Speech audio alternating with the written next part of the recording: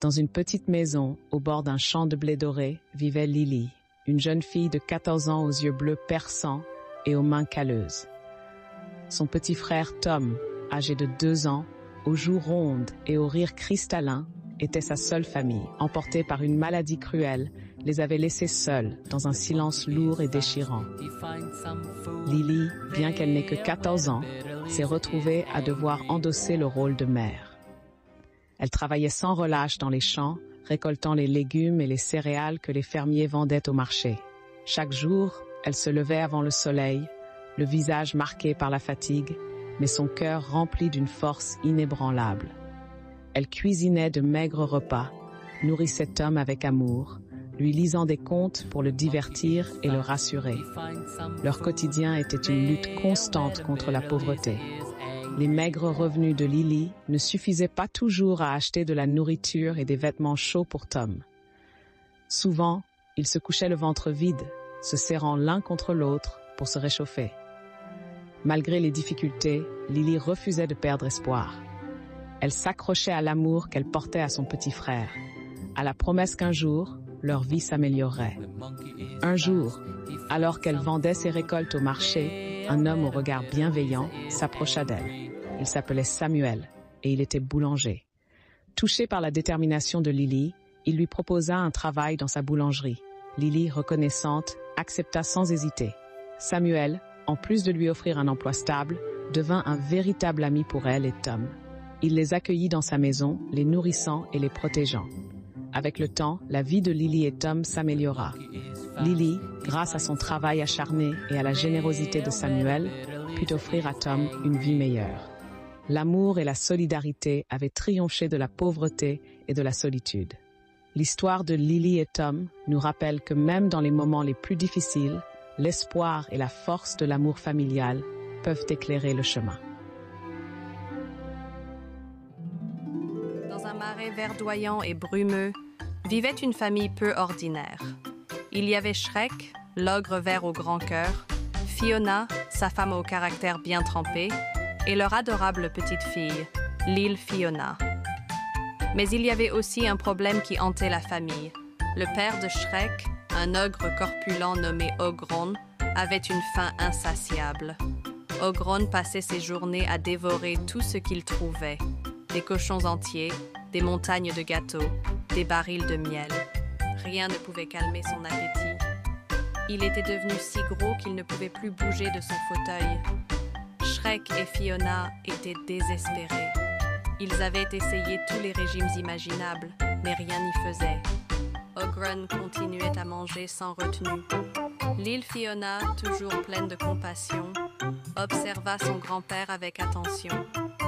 Un jour, elle lui dit « Grand-père Ogron, tu es si grand que tu ne peux plus jouer avec moi. J'aimerais que tu puisses te lever et venir me faire des câlins. » Ces paroles touchèrent Ogron au plus profond de son cœur. Il réalisa que sa gourmandise lui avait fait perdre une partie de sa vie. Il avait manqué des moments précieux avec sa petite fille. Tu as raison, Lil Fiona, je dois changer. Ogron décida de se battre contre sa faim. Il commença par manger des portions plus petites et à privilégier les aliments sains. Il se mit à faire de l'exercice, en commençant par quelques pas dans le marais. Il ne fut pas facile de changer ses habitudes, mais Ogron était déterminé. Avec le temps, Ogron perdit du poids et retrouva la forme. Il pouvait à nouveau jouer avec Lil Fiona et passer des moments agréables en famille. La morale de cette histoire, il est important de trouver un équilibre dans sa vie. La gourmandise peut nous empêcher de profiter de choses importantes, comme l'amour de notre famille et la joie de vivre. Il était une fois dans un pays lointain, une jeune fille nommée Cendrillon. Elle vivait avec sa belle-mère et ses 2 demi-sœurs, qui étaient cruelles et envieuses. Elle la traitait comme une servante, la forçant à faire toutes les corvées de la maison. Cendrillon, malgré son sort difficile, restait toujours gentille et patiente.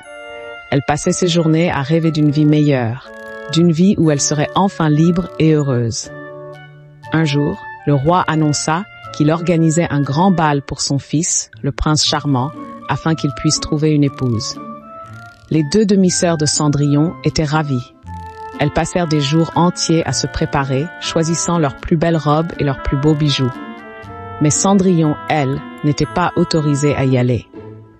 Sa belle-mère lui dit « Tu n'es pas assez belle pour aller au bal.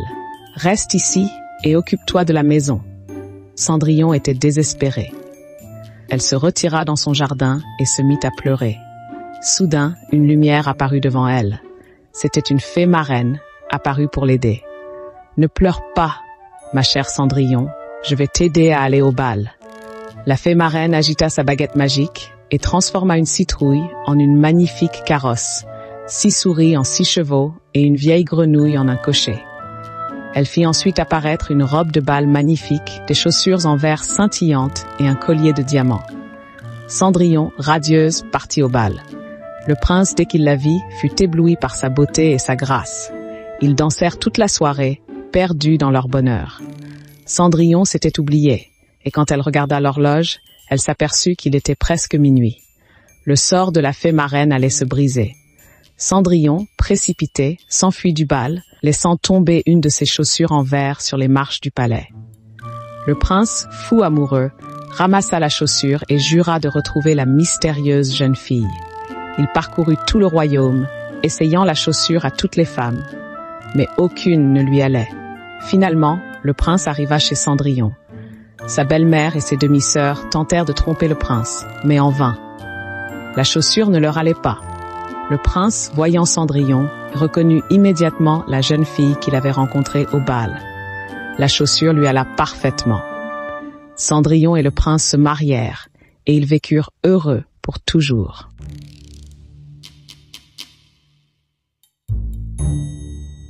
Il était une fois, dans une belle forêt, 3 petits cochons qui étaient frères. Ils avaient décidé de quitter le nid familial pour construire chacun leur propre maison.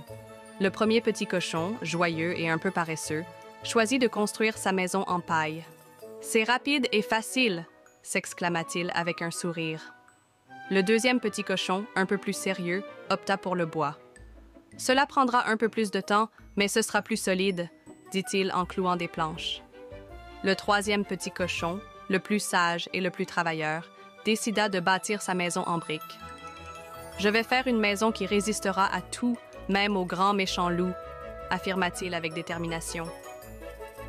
Un jour, alors que les 3 frères profitèrent du soleil, un grand méchant loup apparut, affamé et rusé. Il se dirigea d'abord vers la maison en paille. « Petit cochon, laisse-moi entrer », grogna le loup. « Non, non, je ne te laisserai pas entrer, même si tu es très grand », répondit le petit cochon. Furieux, le loup souffla de toutes ses forces et, en un clin d'œil, la maison en paille s'envola dans les airs. Le petit cochon courut se réfugier chez son frère en bois. Le loup, ne perdant pas de temps, frappa à la porte de la maison en bois. « Petit cochon, laisse-moi entrer », demanda-t-il d'une voix menaçante. « Non, non, je ne te laisserai pas entrer, même si tu es très grand », répondit le deuxième petit cochon. Enragé, le loup souffla de toutes ses forces et, comme pour la paille, la maison en bois s'effondra. Les 2 petits cochons, effrayés, coururent jusqu'à la maison en briques de leur frère. Arrivés chez le troisième petit cochon, ils se blottirent ensemble. Le loup frappa à la porte. « Petit cochon, laisse-moi entrer », rugit-il. « Non, non, je ne te laisserai pas entrer, même si tu es très grand », répondit le plus sage des cochons. Le loup, furieux, souffla de toutes ses forces, mais la maison en briques resta solide. Il essaya encore et encore, mais rien n'y fit. Épuisé, le loup finit par s'en aller, jurant de ne jamais revenir. Les 3 petits cochons célébrèrent leur victoire avec un grand festin, réalisant que le travail acharné et la préparation avaient apporté leurs fruits. Ils vécurent heureux et en sécurité, sachant que, ensemble, ils pouvaient surmonter tous les dangers. Et c'est ainsi que les 3 petits cochons prouvèrent que l'union fait la force et que la sagesse est toujours récompensée. Dans les profondeurs de la savane sénégalaise, où les acacias se dressent fièrement et les lions rugissent à la lune, vivait une jeune fille nommée Aïcha. Ses yeux étaient aussi noirs que l'ébène, et ses cheveux, aussi doux que la soie, étaient tressés avec des perles d'obsidienne. Aïcha était connue pour sa sagesse et sa gentillesse, mais aussi pour sa curiosité insatiable. Un jour, alors qu'elle explorait les bois sacrés, Aïcha découvrit un vieil arbre aux branches noueuses et au tronc couvert de symboles mystérieux. Attirée par une force invisible, elle toucha l'arbre et soudain, un vent violent se leva, emportant avec lui les feuilles et les branches. La terre trembla et un grand trou s'ouvrit à ses pieds. À l'intérieur, Aïcha vit un escalier en coquillage qui descendait dans les profondeurs de la terre. La jeune fille, malgré la peur qui la tenaillait, descendit les marches. Elle se retrouva dans un monde souterrain, éclairé par des pierres précieuses scintillantes. Des créatures fantastiques l'entouraient, avec des yeux émeraudes et des ailes d'opale. Elles lui dirent qu'elle était la descendante d'une lignée de femmes guerrières, capables de contrôler les éléments et de protéger la terre. Aïcha découvrit alors qu'elle possédait un pouvoir dormant, une force capable de guérir les malades et de dompter les bêtes sauvages. De retour dans son village, Aïcha utilisa son pouvoir pour aider les habitants. Elle soigna les malades, apaisa les conflits et protégea la terre de la sécheresse. Elle devint une légende, une héroïne qui avait révélé le pouvoir caché de la nature et de l'âme humaine. Il était une fois dans un village paisible entouré de forêts denses et mystérieuses, une petite fille nommée Chaperon Rouge. Elle était connue pour son manteau écarlate que sa grand-mère lui avait confectionné. Un jour, sa mère lui demanda de porter une galette et un pot de beurre à sa grand-mère, qui vivait au cœur de la forêt. Avant de partir, sa mère lui fit promettre de ne pas s'éloigner du chemin et de ne pas parler aux étrangers. Chaperon Rouge, pleine d'enthousiasme, s'engagea sur le sentier sinueux qui serpentait à travers les arbres majestueux. Les rayons du soleil filtraient à travers les feuilles, créant une atmosphère magique, mais aussi inquiétante. Alors qu'elle marchait, elle entendit des bruits étranges, des craquements de branches et des murmures portés par le vent. Un frisson la parcourut, mais elle se força à avancer, se rappelant la promesse faite à sa mère. Soudain, un loup rusé apparut devant elle. Avec son pelage sombre et ses yeux perçants, il avait l'air à la fois charmant et menaçant. « Bonjour, petite fille », dit-il d'une voix douce. « Où vas-tu si seule dans la forêt ?» Chaperon Rouge, se souvenant des avertissements de sa mère, hésita un instant, mais la curiosité prit le dessus. Elle lui expliqua qu'elle se rendait chez sa grand-mère pour lui apporter des provisions. Le loup, feignant l'innocence, lui proposa un raccourci à travers les buissons fleuris, lui promettant qu'elle arriverait plus vite. Chaperon Rouge, séduite par l'idée, accepta. Pendant ce temps, le loup, rusé comme il était, prit le chemin le plus court et arriva le premier chez la grand-mère. Dans un acte de malice, il se glissa dans la maison, engloutit la pauvre vieille dame, puis se glissa dans son lit, revêtant sa chemise de nuit. Lorsque Chaperon Rouge arriva enfin, elle sentit une étrange tension dans l'air. En entrant dans la maison, elle remarqua que tout semblait sombre et silencieux. « Grand-mère, c'est moi, Chaperon Rouge », appela-t-elle, mais aucune réponse ne vint. En s'approchant de la chambre, elle remarqua la porte entrebâillée. Un frisson d'angoisse lui parcourut l'échine. En entrant dans la chambre, elle aperçut le loup déguisé sous les couvertures. « Grand-mère, que vous avez l'air différente aujourd'hui, » dit-elle, son cœur battant la chamade.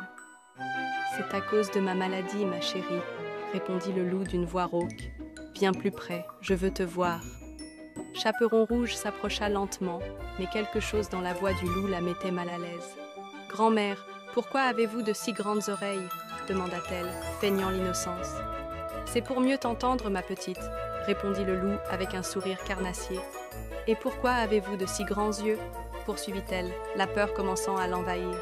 « C'est pour mieux te voir, » répondit le loup, se redressant légèrement.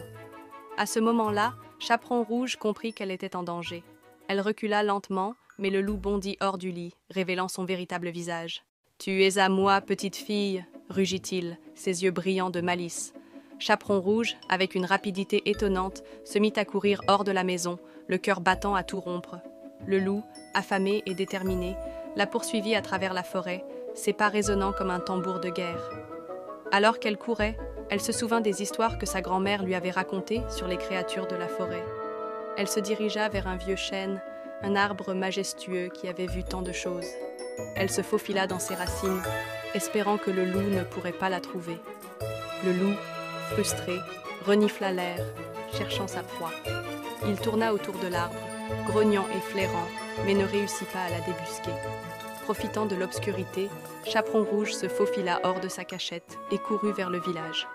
Elle savait qu'elle devait faire attention aux conseils de sa mère et de ne pas s'éloigner du chemin.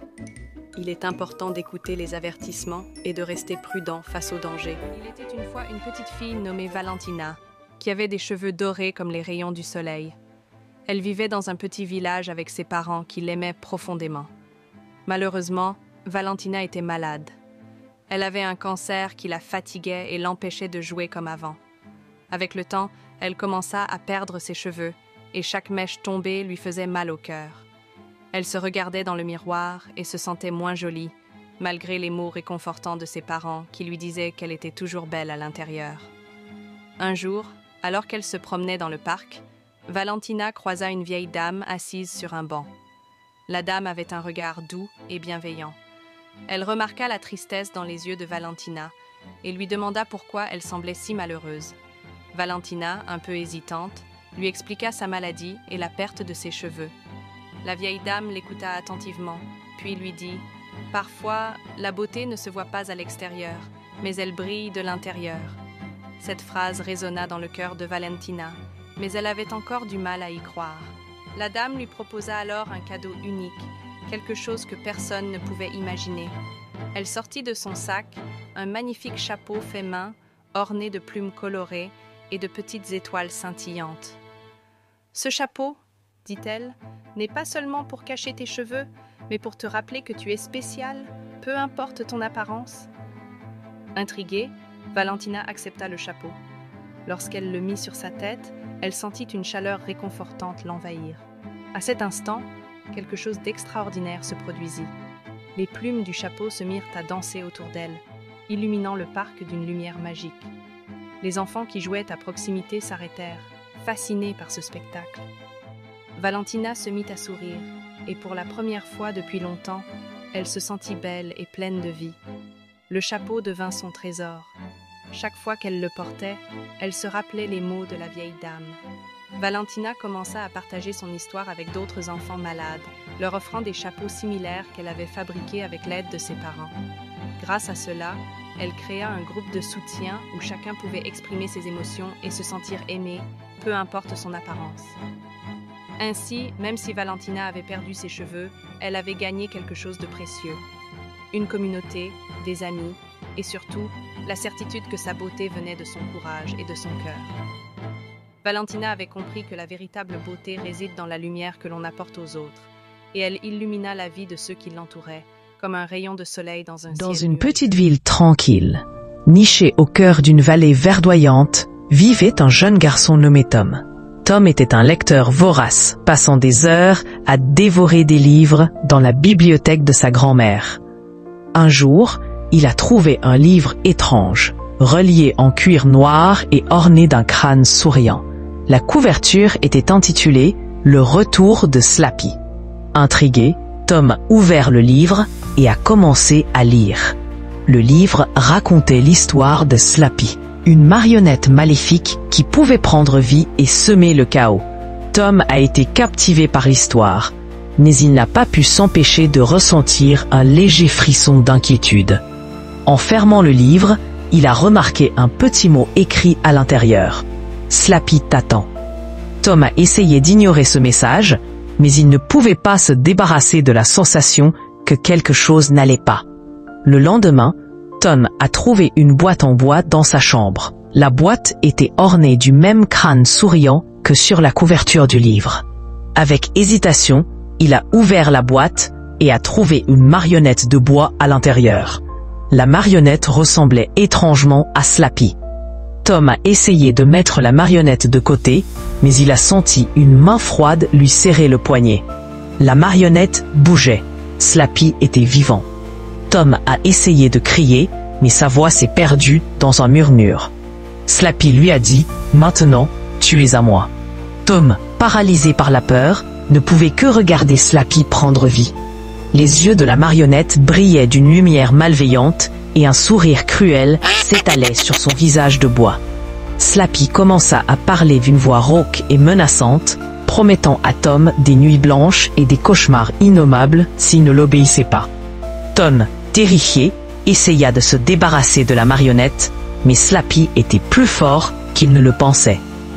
Slappy força Tom à lui obéir, le manipulant pour faire des choses terribles. Il lui ordonna de voler des bonbons aux enfants, de saboter les jeux de la fête de l'école, et même de faire des farces dangereuses à ses amis.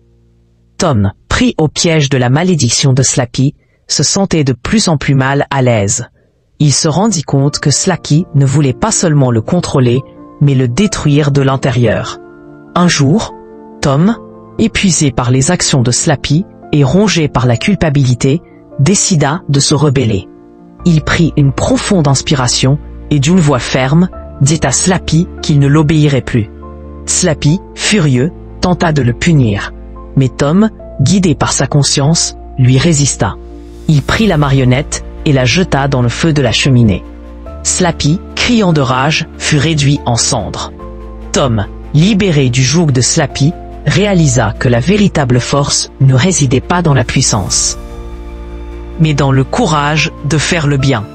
Il apprit que la peur pouvait nous contrôler, mais que la volonté de faire le bien pouvait nous libérer.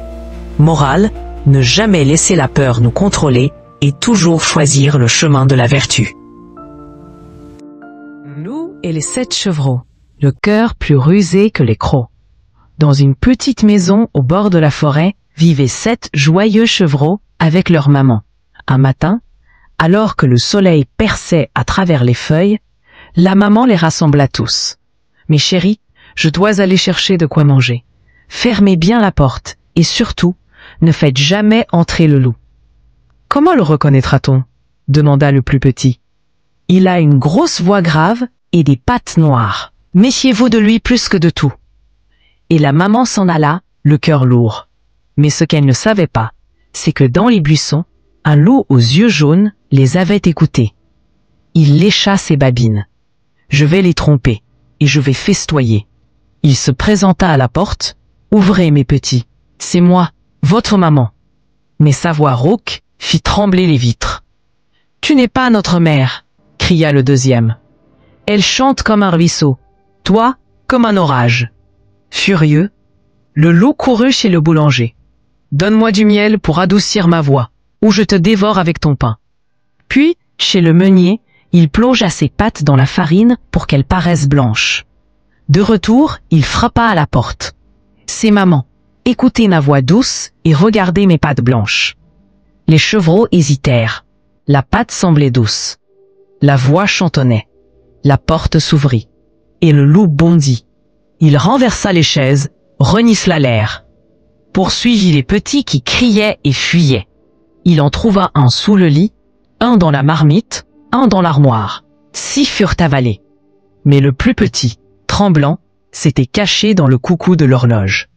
Quand leur mère rentra, elle trouva la maison dévastée. Elle tomba à genoux. « Mes enfants, où êtes-vous » Une petite voix sortit de l'horloge. « Maman, je suis là. Le loup, il a tout détruit. » Alors, le regard de la maman changea. Elle suivit les traces du loup. Guidée par l'odeur, la colère et l'amour. Elle le trouva endormi sous un arbre, repu, ronflant. Elle s'approcha doucement. Avec une paire de ciseaux qu'elle gardait toujours sur elle, elle ouvrit son ventre. Et là, un par un, ses 6 chevreaux en sortirent, sains et saufs. Elle remplit le ventre du loup de grosses pierres, recousit vite et se retira. Quand le loup se réveilla, il avait soif. Il voulut boire au ruisseau. Mais son ventre était si lourd qu'il perdit l'équilibre et tomba dans l'eau, emporté par son propre piège. Morale, la ruse peut tromper un instant, mais l'amour et le courage triomphent toujours.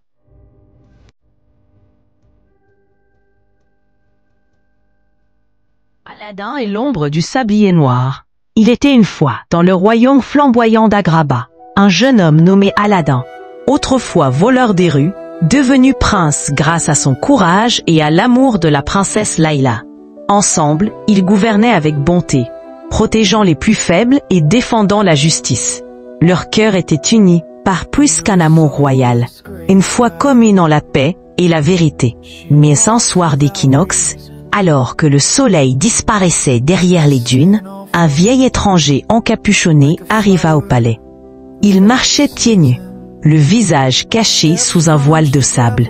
Il tendit à Aladin un objet étrange, un sablier noir d'onyx, cerclé d'or terni, dont les grains semblaient faits d'ombre. « Ce sablier ne mesure pas le temps, il le mange », murmura-t-il avant de disparaître dans l'air comme une illusion. Layla, inquiète, consulta les anciens grimoires de la bibliothèque royale. Dans un parchemin rongé par le temps, elle trouva la légende de l'ombre du sablier, un artefact maudit qui apparaissait à ceux dont la destinée influençait plus que leur propre vie. Il offrait un choix à l'âme noble, sauver le monde ou se sauver soi-même. Le sablier fut scellé dans la chambre la plus secrète du palais. Mais chaque nuit, le sable tombait plus vite et le royaume changeait. D'abord, le ciel perdit ses étoiles, puis les animaux se turent, les rivières se retirèrent, et enfin, les enfants de la ville perdirent la mémoire de leurs rêves. « Le royaume se meurt », murmura Layla. Aladin fit appel au génie de la lampe. Mais même lui ne pouvait stopper le sablier. Ce n'est pas une magie de ce monde, Aladin, c'est une épreuve du cœur. Au dernier jour, alors qu'un unique grain de sable restait suspendu dans le sablier, Layla fit un rêve. Une version sombre d'Agraba, envahie par le silence et la cendre, où son peuple marchait sans but, sans lumière. Au centre, elle vit un trône vide. Elle comprit alors. Au lever du jour, elle se présenta devant le sablier. Elle y déposa sa couronne, son collier royal et son anneau d'union. Puis, elle murmura « Prenez tout, sauf l'espoir de mon peuple ». Aladin hurla de douleur, car il savait ce que cela signifiait. Mais il ne pouvait l'arrêter. La dernière goutte tomba. Le sablier explosa en 1000 éclats de lumière. Layla disparut.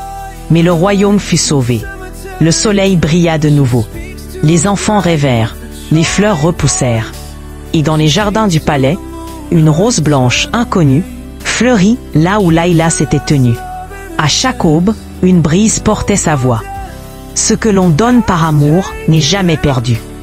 Morale, ce ne sont pas les titres ou les pouvoirs qui font un héros, mais la capacité à sacrifier ce qu'on a de plus cher pour ce qui est juste. Le vrai courage, c'est d'aimer au point de tout donner.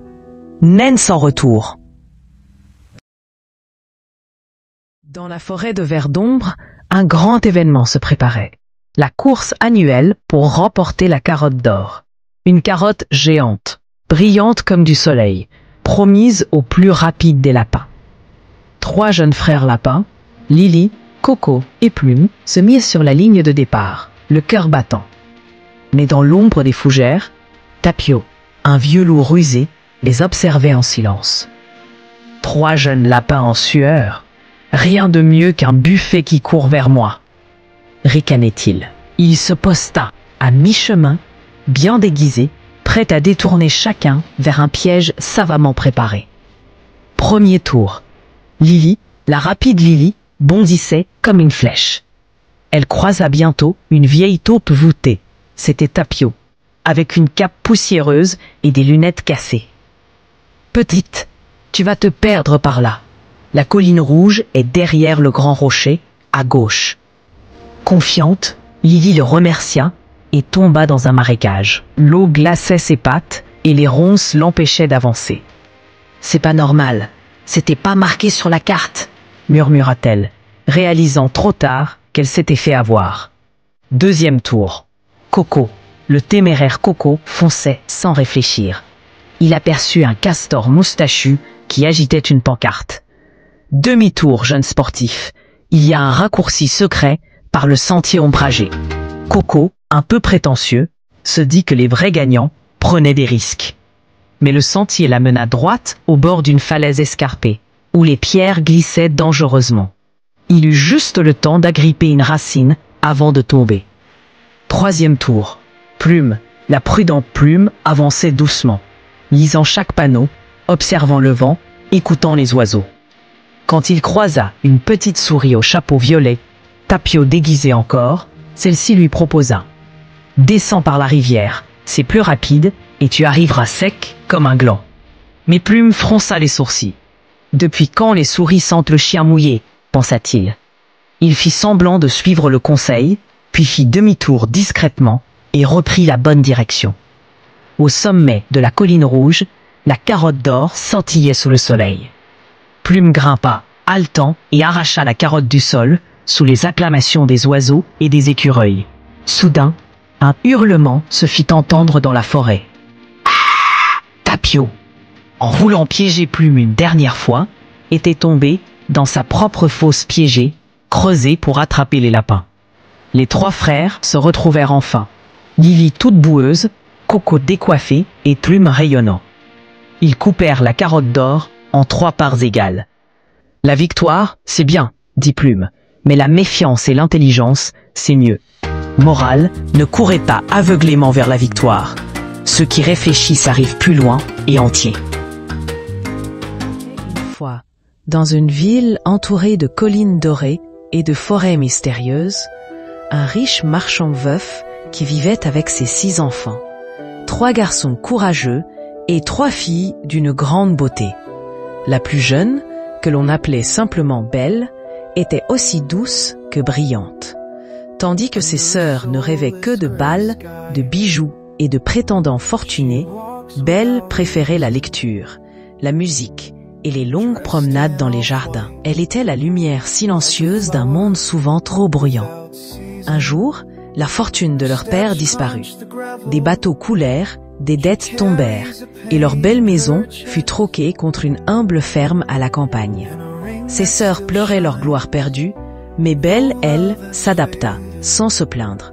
Elle chantait pour égayer les jours, aidait son père et lisait des poèmes au soir tombé. 1 an plus tard, une nouvelle fit vibrer l'espoir. Un des navires du marchand serait peut-être arrivé au port. Il partit aussitôt, et avant son départ, il demanda à ses enfants ce qu'ils désiraient.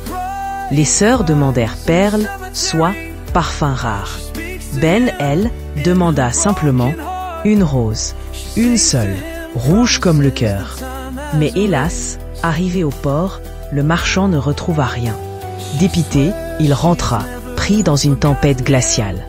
Il erra dans une forêt qu'il ne connaissait pas, et là, un château apparut, majestueux, silencieux, vivant. Le portail s'ouvrit de lui-même. La cheminée crépitait déjà. Un festin chaud l'attendait. Épuisé, il mangea, dormit, sans voir personne. Avant de repartir au matin, il vit dans le jardin une roseraie somptueuse. Se souvenant de la demande de Belle, il cueillit une unique rose. Et le rugissement brisa le silence. Une créature surgit, grande, terrifiante. Mi-lion, mi-homme, au regard perçant. « Tu as volé ma rose. Pour cela, tu dois mourir. » Le marchand tomba à genoux, expliquant, implorant. La bête, après un long silence, proposa un marché. « Tu as des enfants. Que l'un d'eux vienne mourir à ta place. » Le cœur lourd, le marchand retourna chez lui. Lorsqu'il raconta ce qu'il avait vu, ses enfants furent glacés d'horreur. Mais Belle, sans trembler, déclara. « Je partirai. C'est moi qui ai demandé cette rose. C'est ma faute. » Et c'est ainsi qu'elle arriva au château. Mais elle ne trouva pas un donjon, ni des chaînes. Au lieu de cela, elle découvrit un univers étrange et féerique. Des objets qui bougeaient seuls, des corridors sans fin, et la bête, qui chaque soir, apparaissait pour dîner à ses côtés. Il n'était jamais cruel, juste, triste, solennel. Chaque nuit, il posait la même question. « Belle, veux-tu m'épouser ?» Et chaque nuit, elle répondait « Non, pas encore. » Mais au fil du temps, Belle vit au-delà de la laideur. Elle vit un regard mélancolique, un silence blessé. Il la laissait libre de tout. Il lui offrit une bibliothèque immense. Elle découvrit en lui un cœur prisonnier, bien plus que sa forme. Un jour, dans un miroir magique qu'il lui donna, elle vit son père malade, alité. La bête la laissa partir, sans condition, même si cela brisait son propre cœur. Elle jura de revenir. Mais ses sœurs, jalouses, la supplièrent de rester plus longtemps. Les jours passèrent, jusqu'à ce qu'une nuit, elle rêva que la bête était étendue dans les jardins, immobile, mourante. Elle courut. Elle franchit la forêt. Elle hurla son nom. Et là, sous la lune, elle le trouva, à genoux, le souffle court. « Tu es revenu, murmura-t-il. Ne meurs pas. Je t'aime, cria-t-elle, les larmes aux joues. Et alors, la lumière jaillit. Le vent se leva. Le château tout entier vibra. La bête se transforma. Devant elle se tenait un jeune prince, libéré de la malédiction. Transformé, non par un baiser, mais par l'amour sincère, offert sans condition. Morale. Ce n'est ni la beauté, ni la richesse, ni la force qui sauvent les âmes, mais la compassion, la patience et l'amour vrai. Celui qui voit au-delà de ce que l'œil peut percevoir. Une fois, dans une jolie petite ferme entourée de champs dorés, une petite poule rousse vive, travailleuse et toujours pleine d'énergie. Elle vivait avec 3 compagnons. Un chat qui dormait toute la journée au soleil, un canard qui passait son temps à faire des ploufs dans les temps, et un cochon gourmand qui pensait surtout à son prochain repas. Un matin, en grattant la terre pour trouver son petit déjeuner, la petite poule rousse découvrit quelques grains de blé doré, scintillant à la lumière du soleil. « Oh !» s'écria-t-elle. « Si je plante ces grains, je pourrai faire pousser du blé, puis le transformer en farine, et ensuite en pain tout chaud. » Elle alla aussitôt trouver ses amis et leur demanda « Qui veut m'aider à planter ces grains de blé ?» Mais le chat s'étira paresseusement. « Pas moi, j'ai besoin de ma sieste. » Le canard éclaboussa joyeusement l'eau. « Pas moi, je suis déjà mouillé. » Et le cochon, la bouche pleine, grogna. « Pas moi, je mange déjà. »« Très bien, » dit la petite poule rousse, « je le ferai moi-même. » Et elle planta les grains avec soin, les arrosa tous les jours, protégea les jeunes pousses des oiseaux et des insectes. Le temps passa, et les grains devinrent de grandes tiges dorées, ondulant sous le vent. Quand le blé fut mûr, elle retourna voir ses amis. « Qui veut m'aider à récolter le blé ?» Le chat bâilla. « Pas moi, c'est trop fatigant. » Le canard se secoua. « Pas moi, je sèche. » Le cochon se vautra dans la boue. « Pas moi, j'ai mal aux pattes. »« Très bien, » dit la petite poule rousse. « Je le ferai moi-même. » Elle coupa le blé, le lia en gerbes et le porta jusqu'au moulin.